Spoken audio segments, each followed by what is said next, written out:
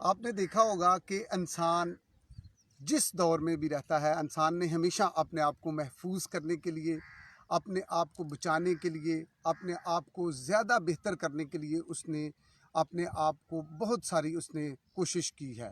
یعنی اس نے اپنے آپ کو گرمی سردی سے بچانے کے لیے محفوظ پناہ گاہیں بنائی ہیں۔ کیوں؟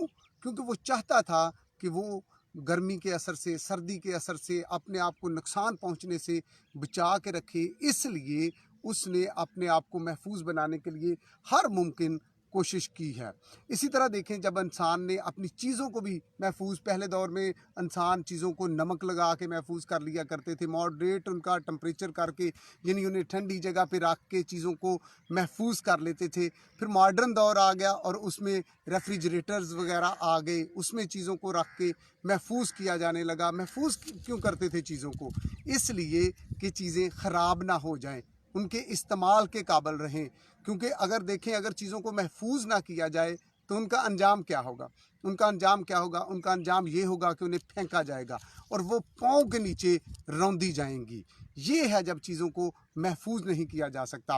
آج 21ویں صدی کی سب سے بڑی جو ایجاد ہے نا، موبائل ہے، اسی کو آپ دیکھیں، اس کی سکرین پہ لوگ پروٹیکٹر لگاتے ہیں، اس کے پیچھے کور لگاتے ہیں۔ کیوں لگاتے ہیں؟ لوگ اپنے موبائل کو محفوظ کرنا چاہتے ہیں، کیونکہ وہ نہیں چاہتے کہ ان کا موبائل جو ہے وہ خراب ہو جائے یا اسے کوئی نقصان پہنچے اور انہیں یہ نقصان اٹھانا پڑے۔ اس لیے لوگ اپنی چیزوں کو محفوظ بنانے کے لیے مختلف طریقے اختیار کرتے ہیں۔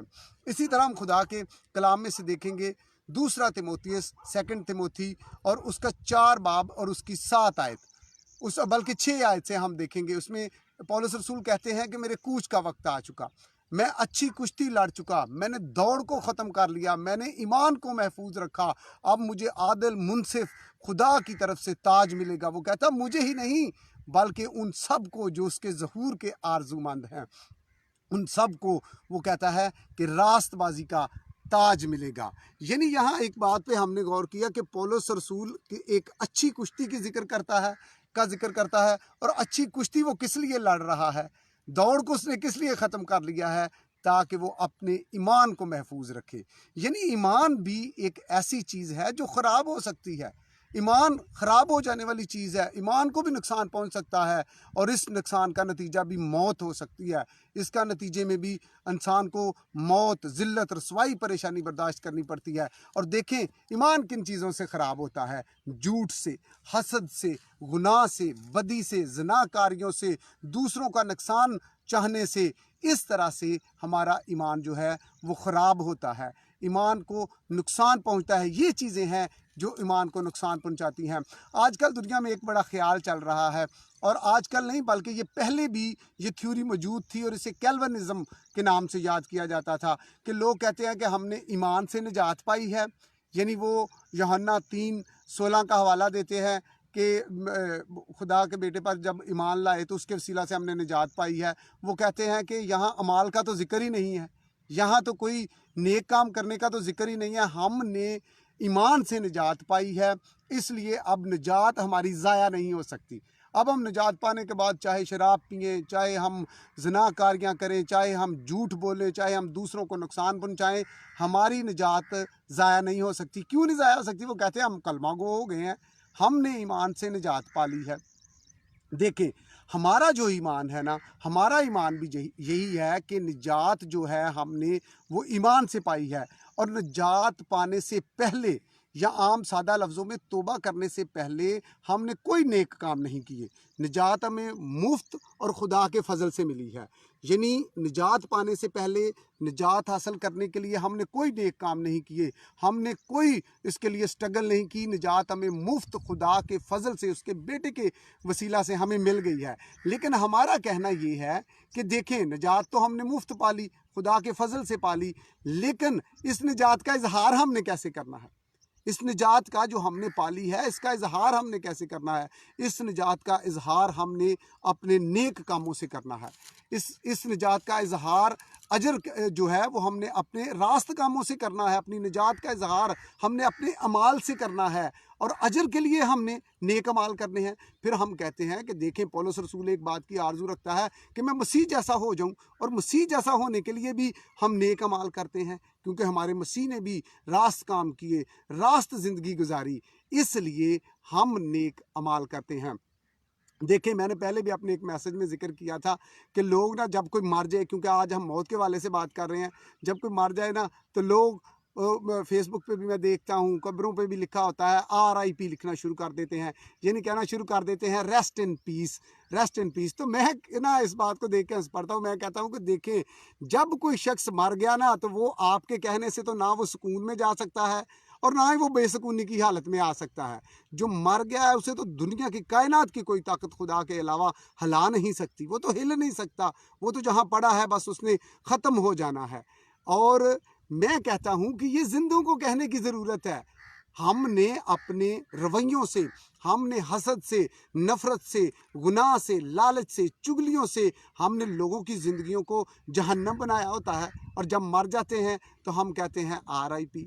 इसलिए ज़रूरत इस बात की है कि हम लोगों की खुशी का एहतमाम करें, हम ऐसे काम करें कि लोग हमें जाने कि हम निजात याफ्ता हैं, हमारे अमाल के वसीला से लोग हमें जाने कि हम निजात याफ्ता हैं। एक और बात मैं यहाँ क्लियर कर देना चाहता हूँ मौत के हवाले से। कब्र परस्ती में और किसी को याद करने में बहुत फ़र्क है। लोग कहते हैं जी वो उसको तो बहुत याद करते हैं, उसका तो बड़ा जिक्र करते हैं, और ये तो गुनाह है, वो तो शख्स मर गया, ख़त्म हो गया। तो मैं हमेशा एक बात कहता हूँ कि नहीं, कब्र परस्ती करना और किसी को याद करना फ़र्क बात है। आप अपने अबो अजदाद का जिक्र कर सकते हैं, आप अपने पास्टर का, खुदा ना खास्ता अगर उसकी डेथ हो गई है या पहले जो खुदा के खुदाम थे उनमें से किसी का आप जिक्र करके अपनी औलाद को, अपने साथ वाले लोगों को बता सकते हैं कि खुदा ने कैसे बड़े बड़े काम किए अपने बंदा के वसीला से, और वो बंदा कैसे खुदा की फर्मा बरदारी करता था, कैसे उसके हुक्मों पर चलता था। मैं आपको खुदा के कलाम में से बताऊं, यूसुफ ने कहा था कि मुझे 400 साल तक याद करते रहना, और देखें बनी इसराइल 400 साल तक उस ईमान के सूरमा को, उस रासबाज शख्स को याद करते रहे, क्योंकि उसने कहा था कि जब तुम मुल्क मऊद में जाओ तो मेरी हड्डियां भी लेके जाना। और 400 साल तक वो ये बात याद करते रहे, और 400 साल के बाद वो उसकी हड्डियां भी लेके गए। ये बात है, ईमान के ज़रिए से हमने निजात पाई है, लेकिन अमाल के ज़रिए से हमने अपने मैं कहता हूँ कि फर्मा बरदारी का हर अमल जो है वो आपके ईमान की मश्क है, और आपका जो रास्तबाजी के अमाल हैं, आपके नेक अमाल जो हैं, ये आपके ईमान का इजहार है। आप उसे डिस्प्ले अपने ईमान को इन बातों के ज़रिए से करते हैं। मैं खुदा के कलाम में से वक्त की नज़ाकत के हिसाब से आपको बताना चाहता हूँ कि जिन लोगों की निजात ज़ाया हुई है, पुराने अहदनामे में अगर हम देखें ना तो दाऊद के बारे में खुदा कहता है कि हमें हमारे दिल के मुताबिक एक शख्स, नेक शख्स मिल गया, ये हमारे दिल के मुताबिक ये शख्स है। दाऊद से इस कदर प्यार किया गया, दाऊद को इस कदर उसकी तारीफ़ की गई है। लेकिन जब दाऊद ने गुनाह किया, हत्ती ओरिया को मरवा के उसकी बीवी को ले लिया, तो क्या हुआ? मैं कहता हूँ कि उसकी निजात ज़ाया हुई है। आप 51 साम यानी 51 ज़बूर पढ़ के देखें, और उसके 51 ज़बूर के ऊपर ही हेडिंग में ये बात लिखी हुई है कि बितसबा के पास जाने के बाद, और उस ज़बूर में पौलुस रसूल दाऊद कहता है कि मुझे अपने हजूर से खारिज ना कर। दाऊद कहता है कि तेरी पाकरू जो है वो मुझसे जुदा ना हो, यानी वो महसूस कर रहा है कि इस गुनाह की वजह से मेरी निजात ज़ाया हो रही है। वो कहता है कि मुझे अपने हजूर से खारिज ना कर, वो खारिज हो रहा है। और इसी तरह शमसून के बारे में, शमसून भी एक रास्तबाज और ईमानदार शख्स था, और उसके बारे में भी लिखा है कि उसे पता ही ना चला गुनाह की वजह से कि खुदा की रूह उससे जुदा हो गई है। फिर ये लोग कहते हैं कि हमें जी नए अहदनामे से बताएं किसी की निजात अगर ज़ाया हुई हो, तो नए अहदनामे में तो बड़ी वाज़ेह मिसाल है। खुदावंद यीशु मसीह के साथ रहने वाला एक शख्स यहूदा अक्सर यूती, जिसने अपनी निजात को ज़ाया किया, उसने रास्त ज़िंदगी ना गुजारी, जिसकी वजह से उसकी निजात ज़ाया हो गई। इसलिए ईमान के वसीला से हमने निजात ज़रूर पाई है, लेकिन अपने ईमान को महफूज रखने के लिए हमने अच्छी कुश्ती लड़नी है। अच्छी कुश्ती किस लिए हमने लड़नी है? ईमान को महफूज रखने के लिए। और जब ईमान महफूज होगा तो फिर क्या होगा? फिर हमें ताज मिलेगा, उसका हमें उसके नतीजे में हमें ताज मिलेगा। और ताज जो है ना वो एक शानदार मुस्तकबिल को ज़ाहिर करता है, एक फाते ज़िंदगी को ताज ज़ाहिर करता है। और ये किन को मिलेगा? ये उनको मिलेगा जो एक रास्त ज़िंदगी गुजारते हैं। अच्छा देखें जी, अच्छी कुश्ती क्या है, अच्छी कुश्ती लड़ना क्या है। और पौलुस रसूल भी ना जिक्र करते हैं कि मैं अपने जिस्म को मारता हूँ, यानी वो एक स्ट्रगल की बात करते हैं कि जो अपने ईमान को महफूज रखने के लिए करते हैं। अच्छा, अब कुश्ती की बात हम कर रहे हैं ना, तो कुश्ती के बारे में बताएं। बाइबल मुकद्दस में भी बड़ा जिक्र है कि जो पहलवान है वो हर तरह का परहेज़ करता है। आप दुनियावी तौर पर देखें, जो रेसलिंग करते हैं या कुश्ती करते हैं वो क्या करते हैं? एक तो वो हर तरह का परहेज़ करते हैं, दूसरा उन्हें कुव्वत की भी ज़रूरत होती है। और एक ईमानदार जो कुश्ती लड़ता है उसे उसके लिए कौन सी कुव्वत की ज़रूरत होती है अजीज़ों? उसे रूल कुद्दस की कुव्वत की ज़रूरत होती है कि वो रूल कुद्दस की कुदरत से इन तमाम बुराइयों पर गालिब आए, ज़ना पर, चोरी पर, झूठ पर, इन तमाम बुराइयों पर वो रूल कुद्दस की कुदरत से, रूल कुद्दस की ताकत से गालिब आ सकता है। ईमानदार की जो अच्छी कुश्ती है वो रूल कुद्दस की कुदरत से लड़ी जाएगी। एक दफ़ा ना साधु सुंदर सिंह स्वामी साहब से किसी ने कहा कि आप ना हमें रूल कुद्दस के बारे में बताएं, ये रूल कुद्दस क्या है, इसका क्या किरदार है। तो स्वामी जी ने, साधु सुंदर सिंह स्वामी जी ने उनसे कहा कि आप देखिए ना, आप एक कोयला लेके आए। और उन्होंने कहा, वो भी तरक्की का दौर था साधु 19वीं सदी में। तो साधु जी ने कहा कि आप मुझे बताएं कि ये कोयला किस तरह साफ़ हो सकता है, इसको साफ़ करना है, इसका जो स्याहपन है ना वो ख़त्म करना है। तो उन्होंने कहा कि साधु जी, चाहे बहुत सारे साबुन, बहुत सारे डिटर्जेंट्स बन गए हैं, लेकिन इस कोयले का तो मादा ही स्याह है, ये नहीं साफ़ हो सकता। तो साधु जी ने कहा, एक चीज़ से ये साफ़ हो सकता है। उन्होंने कहा, जब इसे आग में इस कोयले को डाला जाएगा ना तो ये चमकेगा भी, ये चमकेगा भी, ये सुर्ख भी हो जाएगा और ये वाइट भी हो जाएगा। इसी तरह अगर मेरी और आपकी सरिश्त गुनाह की है, लेकिन जब हम मैं और आप निजात पाने के बाद, खुदा के फजल से जो हमने निजात हासिल की है, पाने के बाद रूल कुद्दस को मौका देंगे ना तो हम नेक अमाल कर सकेंगे, हम इन तमाम चीज़ों पर गालिब आ सकेंगे। और यही हमारी अच्छी कुश्ती है। पिछले मैसेज में भी मैंने कहा था कि हर दौर का जो इंसान है ना वो जानना चाहता है, वो जानना चाहता है कि उसका मुस्तकबिल क्या है, मुस्तकबिल में ज़िंदगी कैसी होगी। वो इस बात को ना जानने का बड़ा ख्वाहिशमंद है। हर दौर का इंसान, आज भी लोग जानना चाहते हैं। मुझसे मेरे एक मुस्लिम दोस्त ने ना पूछा कि आपके यहाँ जी मौत के बाद क्या तसव्वुर है, क्या तसव्वुर या तसव्वुर जन्नत आपके यहाँ क्या है। मैंने कहा, भाई आप बताएं आपके यहाँ क्या है। उन्होंने कहा कि अगर हम रास्त ज़िंदगी गुजारेंगे तो ये होगा कि हमें ज़िंदगी की तमाम आसाइशें उधर मिलेंगी, हूरें मिलेंगी। तो मैंने कहा, भाई जो मसीहत का तसव्वुर जन्नत है वो फ़र्क है।